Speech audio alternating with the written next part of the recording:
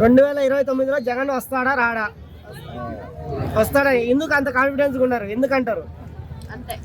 అంటే 11 సీట్లకు పడిపోయిన వ్యక్తి మళ్ళీ ఎలా వస్తా అంటున్నారు మీరు?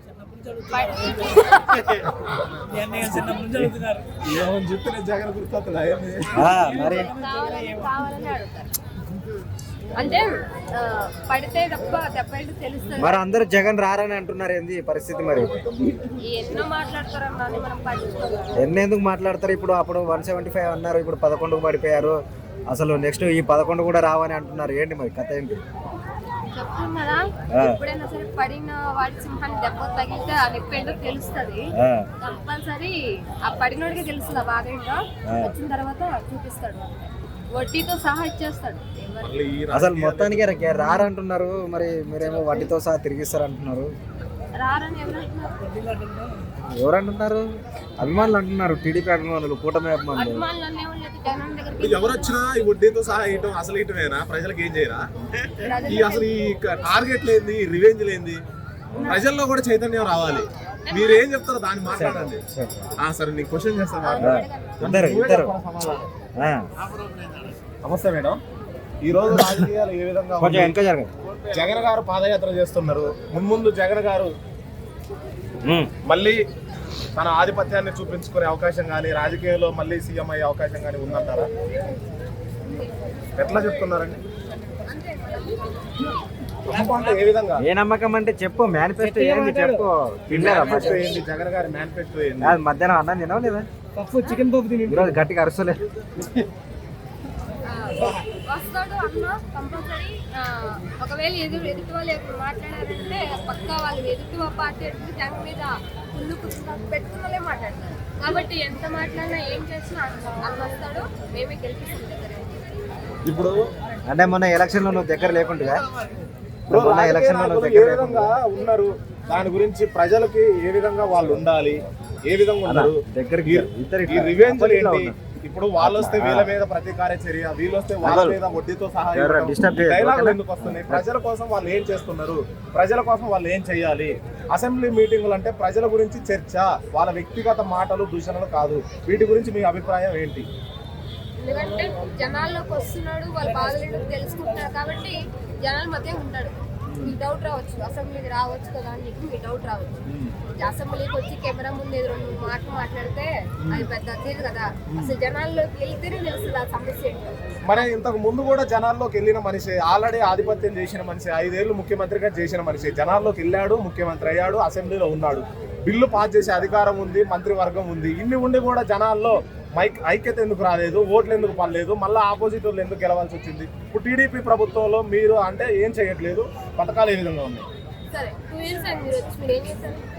అంటే ఇప్పుడు 5 years వచ్చిన ముఖ్యమంత్రి ఏం చేశాడో చెప్పకుండా 2 years వచ్చిన మంత్రిని ఎందుకు అడుగుతున్నారు?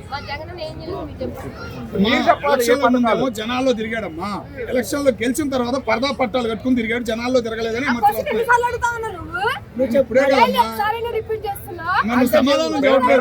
ఇప్పుడు వాళ్ళ రాజకీయ నాయకులు ఎవరైనా వాళ్ళు బాగానే ఉంటారు, ప్రజల గురించి వాళ్ళు ఏం చేయాలో దాని గురించి మాట్లాడారు. మీరు చెప్పండి, మీరు ఏం చేశారు? మీరు తెలంగాణ ఆన్సర్ చెప్పు. ఏపీ తెలంగాణ కాదు, ఆన్సర్ చెప్పు. ఎవరైనా సరే అభిమానం అంటే కలదు, ఆన్సర్ చెప్పు. ఎవరైనా సరే మనం ఓట్లు వేస్తేనే వాళ్ళు ముఖ్యమంత్రులు, మనం పన్నులు కడితేనే ప్రజా నిధి వస్తుంది. వాటిని మనం తింటున్నాం, వాళ్ళు ఇస్తే తింటున్నాం, వీళ్ళు ఇస్తే తింటున్నాం కాదు కదా. అంటే వ్యక్తిగత ధనం ఏమని ఇస్తున్నారా? జగన్ ఇప్పుడు జగన్ గారే మీరేం తినలేదా అన్నారు. అంటే మీరు ఒకవేళ పథకం తీసుకుంటే జగన్ గారి సొమ్ము తిన్నట్ట, లేదా చంద్రబాబు సొమ్ము తిన్నట్ట, కేసీఆర్ సొమ్ము తిన్నట్ట, రేవంత్ రెడ్డి గారి సొమ్ము తిన్నట్ట?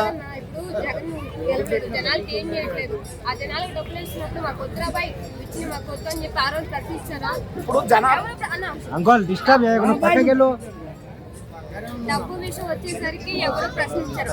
అకౌంట్ లో పడ్డాయా, వాడుకోవడం అయిపోయిందా, మళ్ళీ ఆయన అధికారంలో ఏం చేశాడు రాబాయ్, ఏం చేశాడు రా జనాలకు అని చెప్పి క్వశ్చన్ వేస్తారు.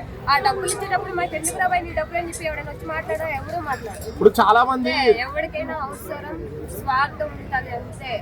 ఇప్పుడు చాలా మంది ఈవీఎం ఏంటో మా జగన్ ఇచ్చినా ఇవ్వకపోయినా మేము ఆయనకి వెళ్ళి సపోర్ట్ చేస్తా ఉంటాం, ఆయనకి వెళ్ళి ఉంటా ఉంటాం. అందుకే అట్లుంటారు కదా, మాకు డబ్బులు వేసాడు ఆయన కూడా మాకు ఏం చేయలేదు. ఈ రెండే తప్ప ఏం మాట్లాడు. మరి జనాలకి ఇన్ని సంక్షేమ పథకాలు అందినప్పుడు జగన్ గారు ఎందుకు ఓడిపోయారు? దానికి ఈవీఎం ట్యాంపరింగ్ అంటున్నారా? అది నిజమా అబద్ధమా మీ మాటలు?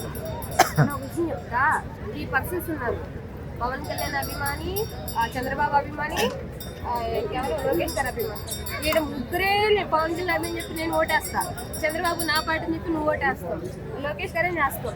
వీడే ముగ్గురు నలుగురు ఓట్లు పోతే జగన్ ఏ ఓటింగ్ పడతానా? అరే ప్రజలకి సంక్షేమ పథకాలు ఇచ్చినప్పుడు అన్ని చేసినప్పుడు ఇవన్నీ ఎందుకు వస్తాయి?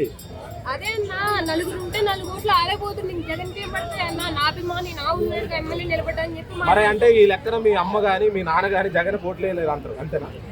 అంతే కదా, మీరు 4 ఉన్నప్పుడు ఓట్లు 4 ఉన్నప్పుడు విడిపోతున్నాయి కదా అన్నారు. మరి మీ ఇంట్లో విడిపోయినాయి అలా ఓట్లు. మా ఫ్యామిలీ ఇప్పటికి వచ్చి అడిగినా సరే మా జగన్ ఫ్యామిలీ గురించి కాదు ఇక్కడ. మరి ఇప్పుడు మీ కుటుంబం విడిపోనట్టే అందరి కుటుంబాలు విడిపోకుండా జగన్ ఓటేస్తే గెలిచేవాడు కదా, అది కాదు కారణం. ప్రజల్లో ఎందుకు రాలేదు? అది ఎవరిని అడగలేము కదా. ఇప్పుడు ఎవరంటే నా ఇష్టం ఉంది కదా నాకు చెప్పడానికి ఓటింగ్ అంటారు, అంతే కదా. ఇప్పుడు సరే మీరు అన్నది నిజమే, ఇప్పుడు నెక్స్ట్ ఎవరు అధికారంలోకి రాబోతున్నారు మీ అంచనా? ఒకటే మాట చెప్తాం, చచ్చినా బతికినా జగన్కి సపోర్ట్ చేస్తాం, జగన్ జెండానే మోస్తాం. ఆయన ఓడినా గెలిచినా అಷ್ಟೇ. ఒకటే నాయకుడు, ఒకటే దేవుడు. ప్రభుత్వంలోకి రావాలంటే ఏ విధంగా ఉండాలి? ఒకటే